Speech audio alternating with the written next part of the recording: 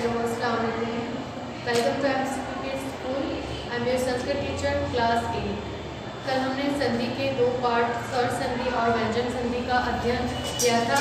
आज हम संधि के तीसरे भाग विसर्ग संधि का विस्तार पूर्वक अध्ययन करेंगे. देखिए विसर्ग संधि. पहले हम देखेंगे विसर्ग संधि की परिभाषा क्या होती है. विसर्ग संधि वह होती है जब विसर्ग के स्थान पर कोई भी परिवर्तन होता है तब उसे विसर्ग संधि कहा जाता है. जब किसी शब्द में कोई विसर्ग लगा हुआ है, पूर्ण पद में अगर विसर्ग है तो विसर्ग के स्थान पर कोई भी परिवर्तन होता है, चाहे या तो उस विसर्ग का लोप हो जाता है या उस विसर्ग की जगह कोई और व्यंजन आ जाता है, तो वह संधि क्या कहलाती है? विसर्ग संधि. जब विसर्ग के स्थान पर कोई भी परिवर्तन होता है तब उसे विसर्ग संधि कहा जाता है. विसर्ग संधि के प्रकार निम्न हैं. अब विसर्ग संधि के भी कुछ प्रकार हैं. जिस तरह स्वर संधि के 5 प्रकार थे, व्यंजन संधि के 3 प्रकार थे, उसी प्रकार विसर्ग संधि के भी प्रकार हैं. विसर्ग संधि का पहला प्रकार है उत्व विसर्ग संधि. जैसा कि इसके नाम से हमें पता चल रहा है उ, यानी यहाँ पे कौन सा आदेश होता है? उ. उत्व विसर्ग संधि यानी उकार बनता है. यदि उसकी परिभाषा देखिए, यदि अ के बाद इस अ के बाद विसर्ग हो और उसके बाद वर्ग का तीसरा अक्षर अथवा या रा ला व हा हो तो विसर्ग को उ हो जाता है. विसर्ग को क्या होता है? उ आदेश होता है. जैसे कि इधर देखिए, जैसे कि पहले अ है, बाद में यहाँ विसर्ग है तो उसकी जगह उ हो जाता है और फिर इस आ प्लस उ को ओ बन जाता है. ये आ प्लस उ किस तरह बनता है? गुण संधि से. जैसा कि हमने व्यंजन विसर्ग संधि स्वर संधि में पढ़ा था. स्वर संधि में एक संधि होती है गुण संधि, उसके द्वारा आ और उ को ओ हो जाता है. ये क्या कहना चाह रहे हैं कि पहले तो क्या हो? आ हो, यानी पूर्व पद में आ हो और उसके बाद में कोई विसर्ग लगा हुआ हो, और दूसरी तरफ यानी उत्तर पद में या तो वर्ग का तीसरा अक्षर हो. वर्ग यानी जो का च ट त प 5 वर्ग हैं उनका हम पांचों वर्ग का या तो तीसरा अक्षर हो या फिर या रा ला व हा इन 5 वर्ग वर्णों में से कोई एक वर्ण हो, तो क्या होता है? आ के बाद जो विसर्ग है उस विसर्ग को उ आदेश यानी उत्व हो जाता है. और फिर उस उ का क्या होता है? फिर आ के बाद जो उ बना है उस आ और उ को गुण संधि होकर ओ यानी ओ आदेश हो जाता है. इसे हम उदाहरण से समझेंगे. देखिए पहला उदाहरण है क वर्तते. अब यहाँ देखिए, यहाँ पे का किस तरह बना है पूरा कि का कैसा है? आधा है. अनंत लगा है तो अक्षर क्या हो गया? आधा. का में आ जुड़ा हुआ है यानी यहाँ पे आ गया. आ के बाद में क्या है? विसर्ग है. जैसा कि उत्व विसर्ग संधि की परिभाषा में कहा गया है कि पहले आ हो और आ के बाद में क्या हो? विसर्ग हो. तो का के अंदर क्या जुड़ा हुआ है? अ. उसके बाद में क्या है? विसर्ग. और दूसरी तरफ क्या है? व. क्या है? वही शब्द हैं जो आ रहे थे. जैसे कि परिभाषा में दिया था कि या रा ला व हा में से भी कोई शब्द हो या वर्ग का तीसरा अक्षर हो. तो यहाँ पे या रा ला व में से व वर्ग वर्ण आ गया है. तो इस विसर्ग को उत्व विसर्ग संधि सूत्र से उ आदेश हुआ. तो विसर्ग की जगह आया उ, विसर्ग तो कट जाएगा, विसर्ग की जगह उ आएगा. ये का और इसी तरह उतरेगा.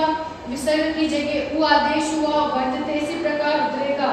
फिर इस आ और उ को गुण संधि से ओ आदेश हो गया. आ और उ को गुण संधि हमने पढ़ी थी स्वर संधि में. गुण संधि आज गुण सूत्र से क्या होता है? आ और उ को क्या आदेश होता है? ओ गुण आदेश होता है. तो आ और उ को ओ हो गया. तो फिर इस का में ओ जुड़ा, इस का में पूरा ओ जुड़ा तो क्या बना? को. वर्तते इसी प्रकार उतरेगा. फिर जब इसकी संधि करेंगे तो शब्द बनेगा को वर्तते. इसी प्रकार दूसरा देखिए नृपः रक्षति. नृप यानी इस पा में अ है, आ के बाद क्या है? विसर्ग है. पा में से आ चला तो पा आधा हो गया. यहाँ पे आ है, आ के बाद विसर्ग है. विसर्ग के बाद क्या है? दूसरे पद में र है. रा क्या है? या रा ला वा. इन अंतस्थ वर्ण में से एक वर्ण है रा. तो यहाँ रा भी आ गया. तीनों नियम परिभाषा यहाँ पे लग चुके हैं कि पहले आ गया, बाद में विसर्ग है, विसर्ग की दूसरी तरफ यानी बाद में र है. तो इस विसर्ग को उ आदेश होगा. फिर इस आ और उ इन दोनों को आदि गुण यानी इस गुण संधि के द्वारा ओ आदेश हुआ. तो नृप ऐसे कह सकते हैं. आ और उ की जगह ओ आया. इन दोनों को जोड़ेंगे तो बनेगा नृपो और रक्षति. रक्षति इसी प्रकार उतरेगा. संधि होकर शब्द बनेगा नृपो रक्षति.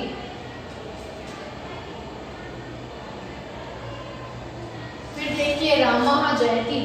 पहला शब्द है राम और विसर्ग। राम में अ जुड़ा हुआ है, माँ में फिर है विसर्ग। दूसरी तरफ क्या है ज। ज क्या है, अपने वर्ग का तीसरा वर्ण है। च वर्ग, च वर्ग कैसे गिनते हैं हम, च छ ज झ य। तो च वर्ग का तीसरा वर्ण है च छ ज। तो ज तीसरा वर्ण यहाँ पे आ गया है, तो इस विसर्ग का आदेश होगा उ। आ इसी प्रकार उतरेगा, इस आ उ को ओ आदेश होगा गुण संधि से। तो राम इसी प्रकार उतरा, आ उ को ओ आदेश हुआ। जयंती इसी प्रकार उतरेगा, राम में ओ जुड़ा तो रामो बनेगा और जयंती आने में तो रामो जयंती। इसी प्रकार ये देखिए बालकः नृत्यति, क में आ जुड़ा हुआ है, यहाँ विसर्ग है। दूसरी तरफ नृ, री क्या है न आती, तो न भी क्या है व्यंजन यहाँ पे आ चुका है।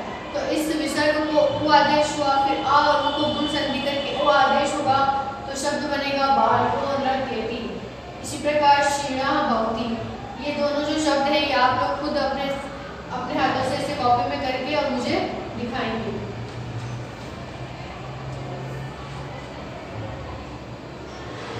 अब देखिए दूसरी संधि है सत्व विसर्ग संधि।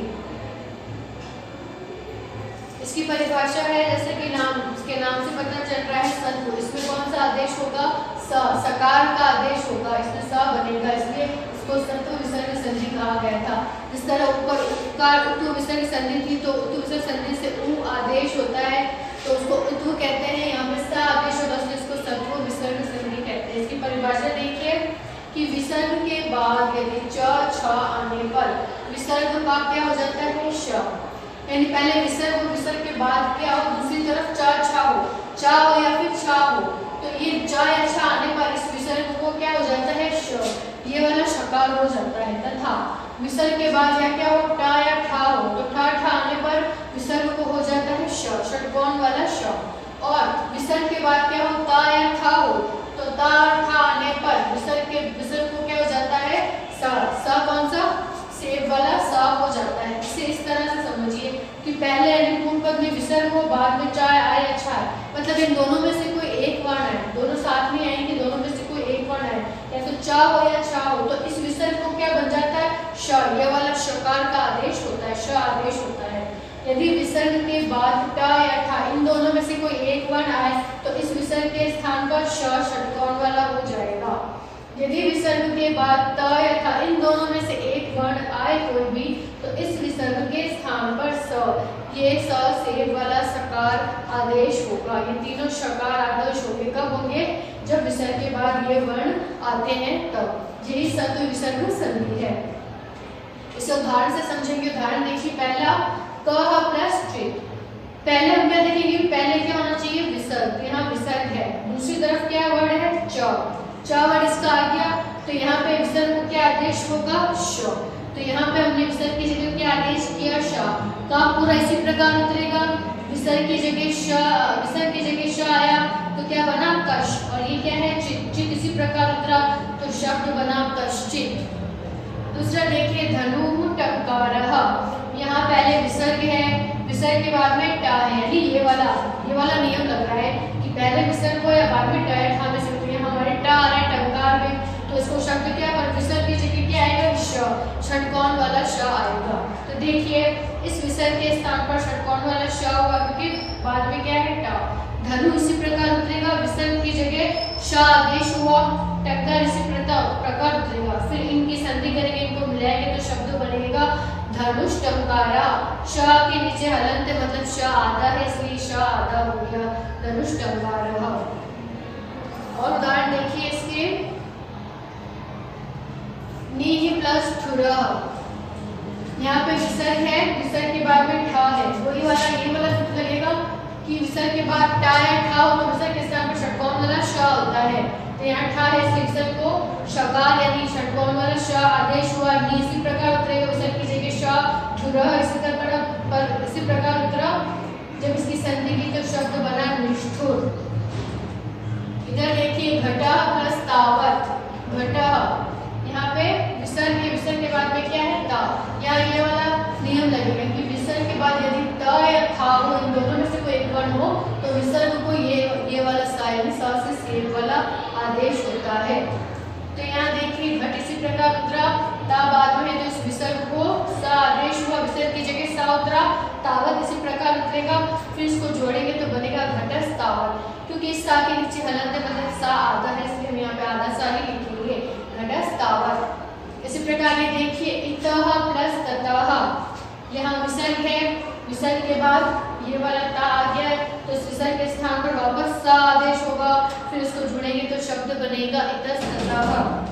फिर यहाँ देखिए मनः प्लस तापः, पहले विसर्ग है, द्वितीय पद में ता है, तो इस विसर्ग के स्थान पर सा आदेश हुआ इस सूत्र से और शब्द बना मनस्तापः।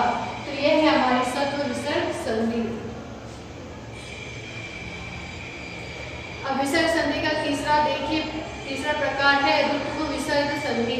जैसा कि इसके नाम से पता चल रहा है ऋतु, यानी इसको क्या कौन सा आदेश होगा, र आदेश होता है, इसलिए इसमें रा बनता है, विसर्ग के स्थान पर रा आता है, इसलिए इसको बोलते हैं ऋतु विसर्ग संधि।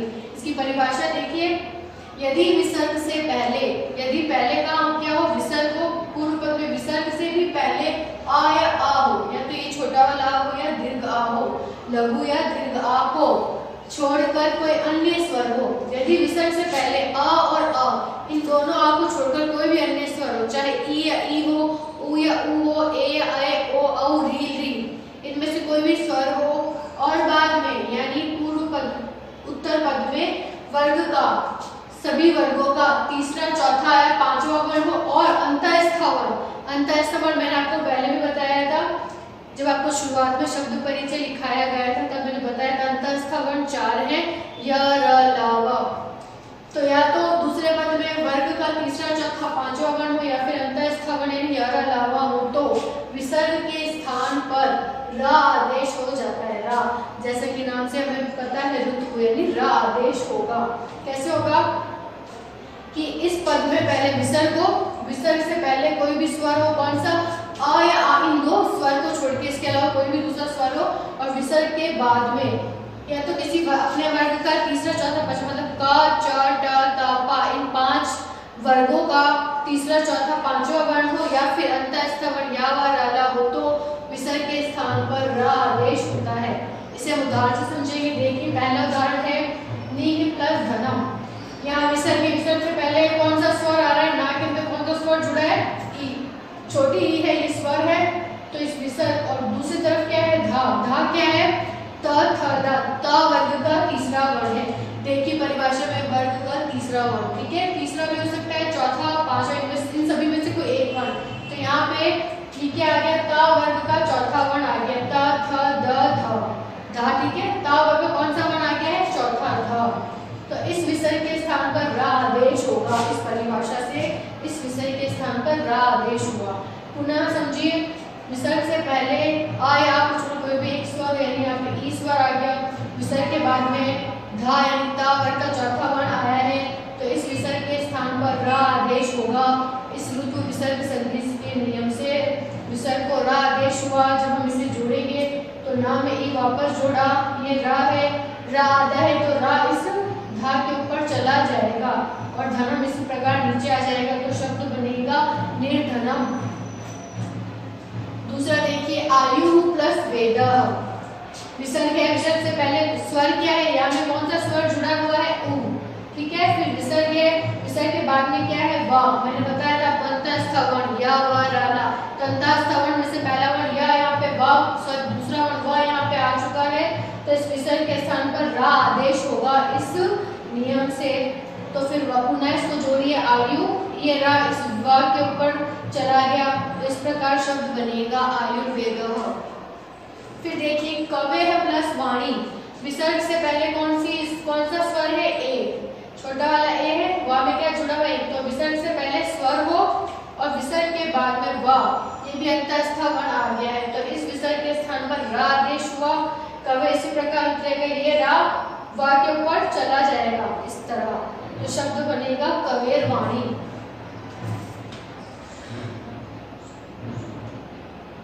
तो ये थे आपकी ऋतु विसर्ग संधि जिसमें रा आदेश होता है। अब विसर्ग संधि का आखिरी प्रकार बचा हुआ है, चौथा है लुप्त विसर्ग संधि। जैसा कि इसके नाम से पता चल रहा है, लुप्त विसर्ग संधि, लुप्त होना मतलब गायब हो जाना, लुप्त हो जाना, खो जाना। इसलिए इसमें क्या होता है, विसर्ग का लोप हो जाता है, विसर्ग क्या हो जाता है, कट जाता है, विसर्ग नहीं लगता है। विसर्ग लुप्त हो जाता है, उसका लोप हो जाता है, इसलिए इसको लुप्त विसर्ग संधि कहते हैं। आइए इसकी परिभाषा देखिए। यदि विसर्ग से पूर्व अ या आ हो, विसर्ग से पहले क्या हो आ या आ हो, और विसर्ग के बाद में आ से भिन्न कोई स्वर हो। विसर्ग से पहले तो क्या हो, इन दोनों आ में से कोई एक आ हो, और विसर्ग के बाद यानी दूसरे पद में यानी उत्तर पद में आ से भिन्न कोई स्वर हो, आ से डिफरेंट कोई भी स्वर हो, जैसे इ, ऊ, ऊ, ए, ऐ, ओ, औ। तो या फिर वर्ग का तीसरा, चौथा, पांचवा व अंतस्थ वर्ण हो, या तो क्या हो आ से भिन्न कोई स्वर हो, या वर्ग का यानी का, च, ट, त, प, इन वर्गों का तीसरा, चौथा, पांचवा वर्ण या अंतस्थ वर्ण या अलावा हो, तो विसर्ग का लोप हो जाता है, मतलब विसर्ग हट जाता है। उदाहरण से समझिए। कृष्णः प्लस उवाच। यहाँ विसर्ग है, क्या बोला, विसर्ग से पहले अ या आ हो, विसर्ग से पहले नाम में क्या जुड़ा हुआ है, छोटा वाला आ, लघु अ। तो विसर्ग से पहले आ है, विसर्ग के बाद में क्या है ऊ, ऊ क्या है, स्वर है, तो उसने बोला ना कि अ से भिन्न कोई भी स्वर हो। इसने कहा है इस आ से भिन्न कोई स्वर हो, यहाँ पे ये वाला आ भी आ सकता है, ये वाला आ यहाँ नहीं है, तो आ से भिन्न स्वर में ये वाला आ भी आएगा, पर यहाँ पे ऑलरेडी ऊ है यानी आ से भिन्न स्वर है, मतलब आ को छोड़ दो दूसरे सभी स्वर, तो ऊ ऑलरेडी स्वर है, तो ये नियम यहाँ पे लग चुका है कि विसर्ग से पहले अ हो, विसर्ग के बाद कोई भी भिन्न स्वर हो, तो इस विसर्ग का लोप हो जाता है, ये विसर्ग गायब हो जाता है, विसर्ग कटा, इसका लोप हो गया। तो ये कृष्ण पूरा शब्द ऐसे प्रकार उतरेगा, उवाच उसी प्रकार उतरा, विसर्ग कट गया, दोनों को जोड़ा, शब्द बना कृष्ण उवाच। दूसरा देखिए, अतः प्लस एव, ये बहुत इंपॉर्टेंट है उदाहरण, ये आपके एग्जाम्स में आता है, अतः प्लस एव। अतएव का मतलब होता है इसलिए, तो यहाँ विसर्ग से पहले क्या है, ता में अ जुड़ा हुआ है, अ स्वर है, जैसा कि परिभाषा में कहा गया है कि विसर्ग से पूर्व आ हो, तो विसर्ग से पूर्व यहाँ आ है, ता में आ जुड़ा हुआ है, इसलिए ता आधा हुआ, आ यहाँ है विसर्ग है, विसर्ग के बाद में ए है, यानी आ से भिन्न कोई भी स्वर, तो आ से भिन्न स्वर है ए, तो यहाँ ए भी है, तो यहाँ पे ये सूत्र लगेगा, ये संधि होगी, तो इसमें क्या हुआ, विसर्ग का लोप हो गया। अतः इसी प्रकार जुड़ा, विसर्ग हट गया, ए इसी प्रकार जुड़ा, इन दोनों में संधि हुई तो शब्द बनेगा अतएव। तीसरा उदाहरण देखिए, बालकाः गच्छन्ति। विसर्ग है, विसर्ग से पहले आ है, विसर्ग से पहले क्या है आ, ये वाला आ है, जैसा कि उसकी परिभाषा में कहा गया था कि पहले क्या विसर्ग से पहले आ या आ हो, तो यहाँ पे दीर्घ आ है, बालक शब्द में दीर्घ आ जुड़ा हुआ है, और विसर्ग है, दूसरी तरफ क्या है गा है, गा क्या है, का वर्ग का तीसरा वर्ण है, तीसरा वर्ण भी आपने बोलता ना, या तो आ से भिन्न कोई स्वर हो, या वर्ग का तीसरा, चौथा, पांचवा वर्ण हो, या अंतस्थ वर्ण यानी य अलावा हो, तो यहाँ पे क वर्ग का तीसरा वर्ण आ गया, क ख ग, तो क्या होगा, यहाँ पे विसर्ग का लोप हो जाएगा, क्योंकि विसर्ग से पहले आ है, विसर्ग के बाद में वर्ग का तीसरा वर्ण है, तो विसर्ग का लोप हो गया, तो बालक पूरा बालक शब्द इसी प्रकार आ जाएगा, बालका, विसर्ग का लोप हो चुका है, गच्छन्ति इसी प्रकार उतरेगा, तो शब्द बनेगा बालका गच्छन्ति। चौथा देखिए, छात्राः प्लस हसन्ति। यहाँ पे विसर्ग है, विसर्ग से पहले त्रा में क्या जुड़ा हुआ है आ, त्रा आधा हुआ, त्रा में आ जुड़ा, विसर्ग है, विसर्ग के बाद में हा, ठीक है, ये क्या है व्यंजन है, तो हा भी आ गया इसमें, तो इस विसर्ग का क्या हो जाएगा, लोप हो जाएगा। छात्र शब्द इसी प्रकार उतरेगा, विसर्ग का लोप हो गया, हसन्ति इसी प्रकार उतरा, दोनों को जोड़ा तो शब्द बना छात्र हसन्ति। तो ये आपकी विसर्ग संधि पूरी हो चुकी है। विसर्ग संधि इसके 4 प्रकार थे, पहला उत्तु विसर्ग संधि, फिर ऋतु विसर्ग संधि, सत्व विसर्ग संधि और लुप्त विसर्ग संधि। आई होप आपको ये समझ आएगी, आप इसे दोबारा देखें, बार-बार देखें और समझने की कोशिश करें, और ये जो वर्क है अपने कॉपी में करें। और इसके अलावा अगर आपको कोई भी संधि में डाउट है तो आप मुझे मैसेज कर सकते हैं और पूछ सकते हैं, मैं आपको दोबारा समझाऊंगी। अस्सलाम वालेकुम।